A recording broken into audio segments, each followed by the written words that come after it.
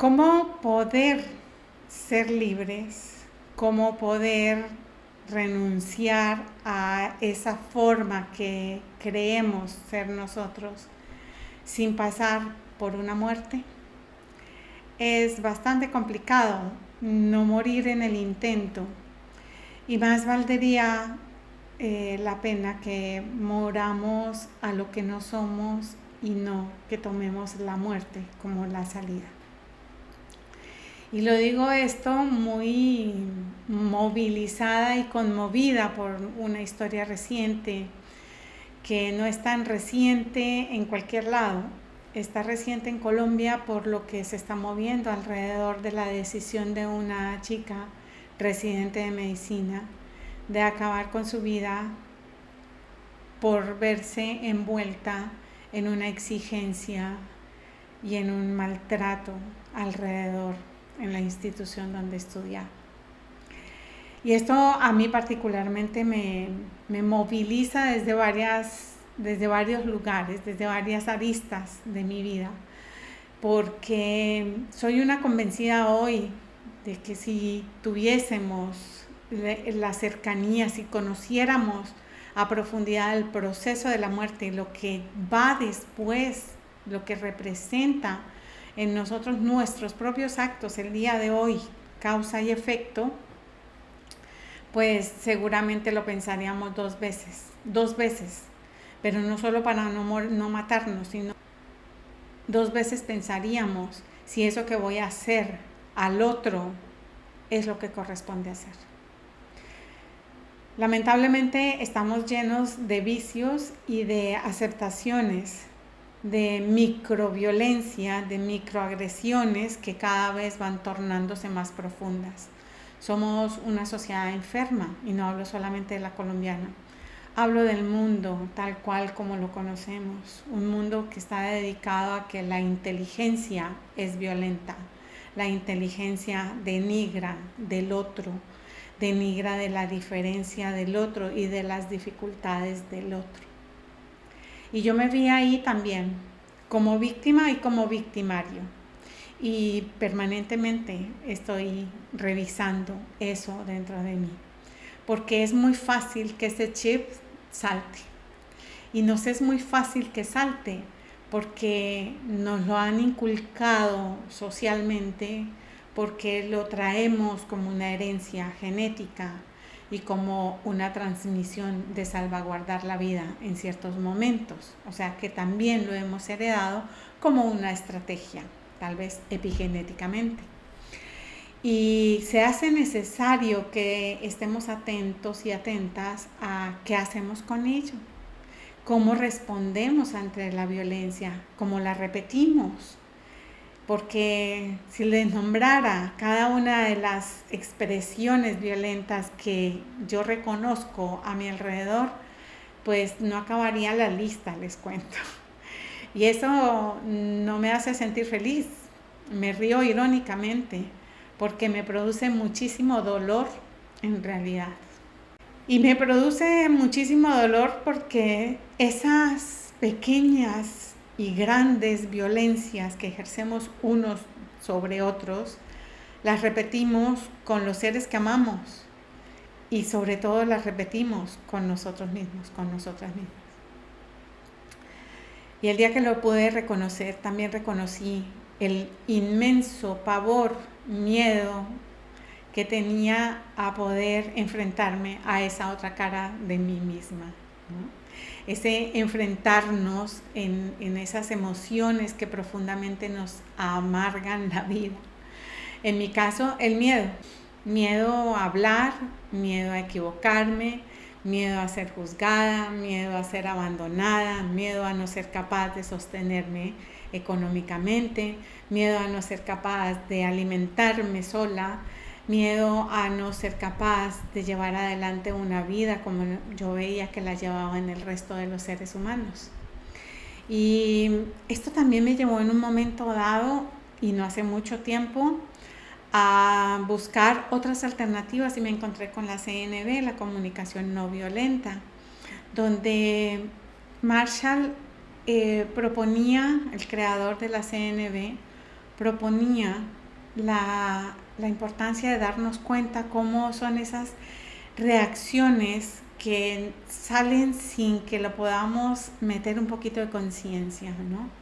Y habla de una comunicación tipo jirafa, porque la jirafa es un animal muy grande que tiene un cuello muy largo y que necesita un gran corazón, gran corazón para poder bombear sangre a través de ese cuello.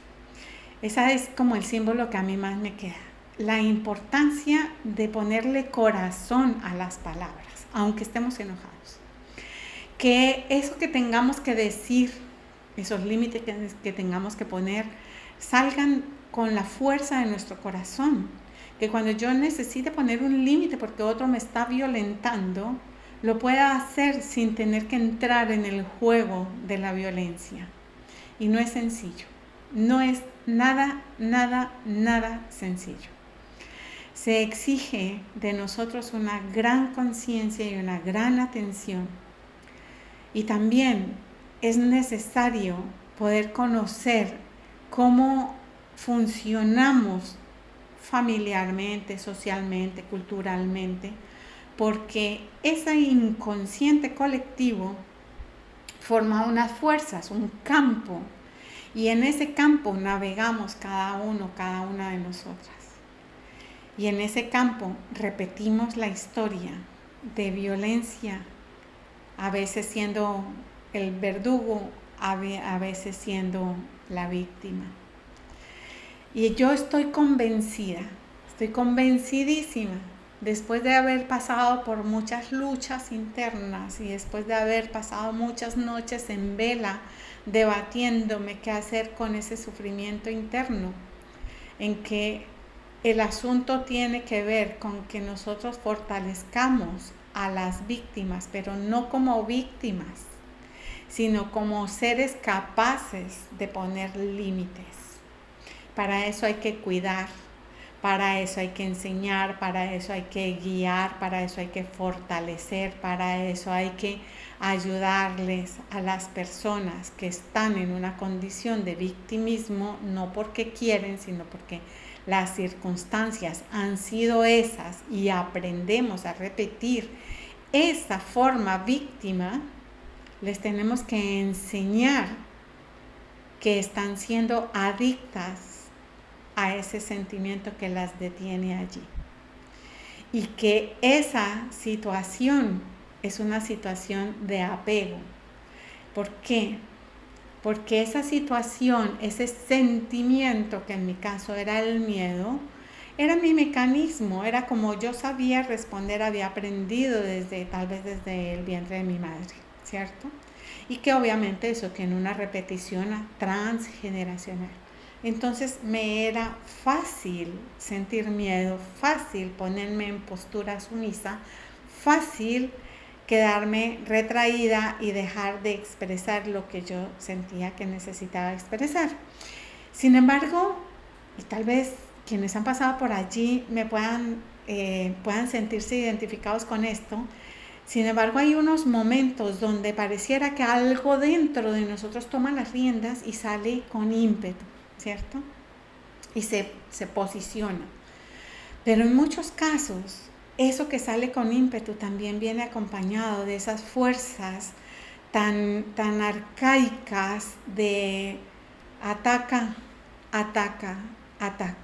para defenderse. Entonces vemos cómo nos matamos los unos a los otros, nos agredimos los unos a los otros, nos violentamos los unos a los otros como fieras sin la capacidad del raciocinio y de la mediana cordura para comprender que el otro es otro ser humano o el otro es un ser sintiente, si es que la agarramos contra las mascotas o contra los animales o la misma naturaleza. Cuando talamos masivamente árboles para hacer construcciones, megaconstrucciones, yo me pregunto cuánta violencia hay dentro, cuánta necesidad de sacar esa violencia que tiene adentro esa persona que lo proyecta de esa manera y que no deja ningún árbol en pie. Lo veo cerca de donde vivo, lo veo cerca de donde viví y lo he visto a lo largo de los años, como los programas de vivienda y el plan de ordenamiento territorial cada vez invade más el campo. ¿Cuánta violencia ejercemos allí? Nos es muy difícil reconocer que la vida merece ser cuidada, que la vida merece tener respeto, que la vida de la naturaleza es la fuente de vida nuestra.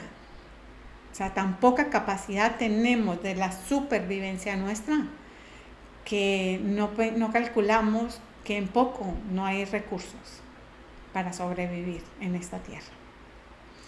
Estoy un poco molesta hoy, estoy un poco dolida, se nota en mi hablar. Sepan disculpar si llego a herir sentimientos, pero lo que quiero es convocarnos a que podamos ver más allá de víctimas y victimarios, ver más allá a la víctima como una pobre, tonta o tonto que no puede accionar bien, y comenzar a verlos como seres dignos que tienen la capacidad y que lo que necesita es que alguien les tome de las manos, los acompañe, caminemos juntos para reconocer el valor que hay dentro de cada uno y cada una de nosotras.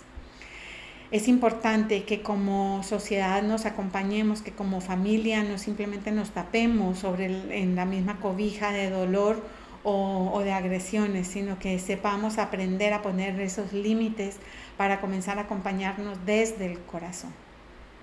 Necesitamos desarrollar la capacidad del amor, pero el amor no como esa cosa melcochuda y medio romántica y babosa hasta cierto punto, sino el amor como esa fuerza realmente magnética, ordenada y ordenante, que nos permita darle orden a nuestros pensamientos, a nuestras emociones y por supuesto que eso tenga un orden a nivel de la salud, salud física, salud emocional, salud mental. Quien se mata no está enfermo, estamos enfermos todos. Quien se logra salir de ahí ayuda a que todos salgamos de ahí. ¿Y qué tal si nos diéramos la oportunidad de deshacer nuestros sistemas de creencias arcaicos y obsoletos? ¿Qué tal si nos diéramos la posibilidad de reconocer que estamos apegados a ciertas estrategias que son indignas para los seres humanos y para la vida? ¿Qué tal si nos damos la posibilidad de simplemente ser rebeldes a esos mandatos que recibimos como sociedades, como cultura, como familia, y nos damos la posibilidad de ser libres, siendo como somos, siendo lo que realmente somos y haciendo lo que realmente vinimos a hacer como almas, como seres trascendentes? Sigo siendo una rebelde. No puedo creer que nuestra condición sea inhumana. No la acepto. No me entrego a eso. Y sigo mi lucha desde este lugar, desde donde puedo, a través de mi consulta, mis programas, lo que digo acá en estas pequeñas charlas. Y desde ahí les invito a que me acompañen si lo sienten así. Y si no, muchas gracias por haber pasado por aquí. Pueden seguir su vida con toda la libertad que se merecen también. Nos vemos pronto y muchísimas gracias por escucharme.